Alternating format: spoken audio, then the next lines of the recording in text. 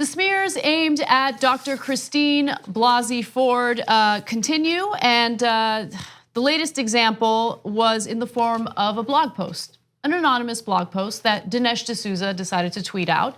And all it does is essentially slut shame the accuser and also other female students who went to the all-girls school that Dr. Blasey went to, Holton Arms.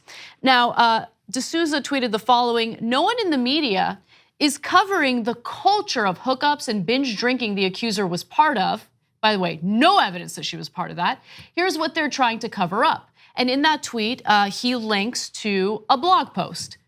This is not a news article. This was not something written by the New York Times, Washington Post, CNN. It's a blog post, okay?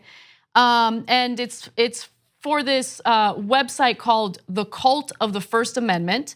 D'Souza tweeted that link to this article, and it accused the Kavanaugh Accuser of taking part in binge drinking and promiscuity while in high school. No evidence of that, by the way. Yeah, I mean, look, Anna emphasizes blog posts, not because you can't have perfectly good opinions in a blog, etc. But there's no evidence in there, so he's linking to it as if it's an authoritative source.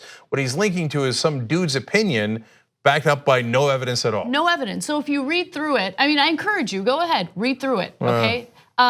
There is nothing linking Dr. Blasey to these allegations, and even if it did, even if there was evidence that she was drinking or having a good time or partying in high school, who cares? Who cares? You think that that's enough to clear Kavanaugh of any wrongdoing? Look at how this is what I mean when I urge conservative women to really reconsider the political party they're supporting, okay? Sometimes I've said that in not so nice terms, but let me just try to be as diplomatic as possible. This is what they think of you. If you were a victim of sexual assault and you come forward with your allegations, they are going to pore over your past to see if there's anything they can use to smear you, including partying, which is something that everyone does when they're younger. So if you've ever partied in your life, then what, you deserve to be sexually assaulted? I don't get it. And by the way, they found nothing on her. So Donald Trump Jr. retweeted this. He thinks it's, oh yeah, let's go smear her, that's great. Now, in the blog post, they talk about the clothes that other girls in that high school wore back then. So they don't have any pictures of Dr. Blasey. They don't have anything on Dr. Blasey. First of all, they looked and they couldn't find anything on Dr. Blasey. Let's just note that, okay? So whenever they go to do these smear jobs, if they got a tiny little thing, that means they looked and looked and looked and couldn't find a big thing. In this case, they couldn't find anything. So they did guilt by association. But is it even guilt?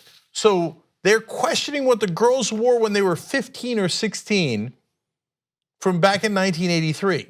It's amazing. So does that mean that if they wore the wrong kind of skirt, that somebody could rape them? What? No, I really want to know the logic. Yeah. I want to know the logic. That when they were 17, if they drank at a party, does that mean that any guy in that party could rape them? Well, what they're trying to do is make it seem as though, well, the girls who went to this school were promiscuous, okay? They were sexually, so if this happened, it was because she wanted it. That's the way that it gets interpreted, right? That's what he's implying. There was drinking, there was promiscuity, so she wanted it. It was probably a consensual thing. So they're trying all different avenues at attacking her. Every high school has some degree of drinking and some degree of promiscuity. That isn't the issue. For example, we have now said 1,000 times in the last 4 or 5 days that Kavanaugh drank a lot in high school. We don't care. That isn't the issue at all. A lot of people drank in high school. That's not the issue. The issue is what he did on that day, which appears to be, the allegations are, of attempted rape.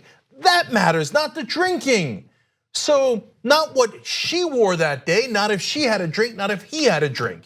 We're not going back to 1983 and judging every little minutia of either side. We're talking about only, and by the way, we have excellent credibility on this because on the very first day before we knew what it was, we all said, it depends on what he did. It was high school. If it was a small thing, a mid-sized thing, you can't go all the way back to high school. It would have to cross a very high bar. That's literally what we said on day one. And it turns out it was attempted rape. That crosses the high bar. So what do? They say, oh yeah, you guys are going back there? Oh yeah, well then I'm gonna go back there and judge everything they did. Did they not her, but did anybody else at that high school ever have a drink? Did they ever wear the wrong kind of skirt? Are you kidding me? So that's who they are. Yeah, and I look, this is just my opinion, but I wouldn't use a convicted felon as an arbiter of criminality, ever. So it's very ironic that he thinks that he could be the judgment of good behavior. I mean, this guy is a convicted felon, period. Yeah, that's Dinesh D'Souza. He went to jail over it. Of course, another lifelong criminal eventually pardoned him. That's Donald Trump Jr.'s father, obviously. But no, he was convicted and he went to jail, and he's a felon.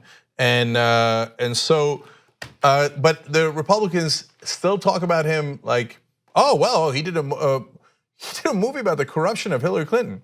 You know what Dinesh D'Souza went to jail for? Corruption. He violated campaign finance laws and tried to get around them and give more money than he was allowed to give to a candidate that he liked. There's a colloquial word for that. It's called corruption. But they're like, oh, bravo, the corruption of Hillary Clinton, Dinesh D'Souza. They think that they're the party that is of family values and morality. And here they are trying to excuse attempted rape because young girls had it coming because they also at some point drank at a party. It's effing gross, man. Thanks for watching this free clip of the Young Turks. Don't forget to become a TYT member today. For more exclusive content, join now at tyt.com/join.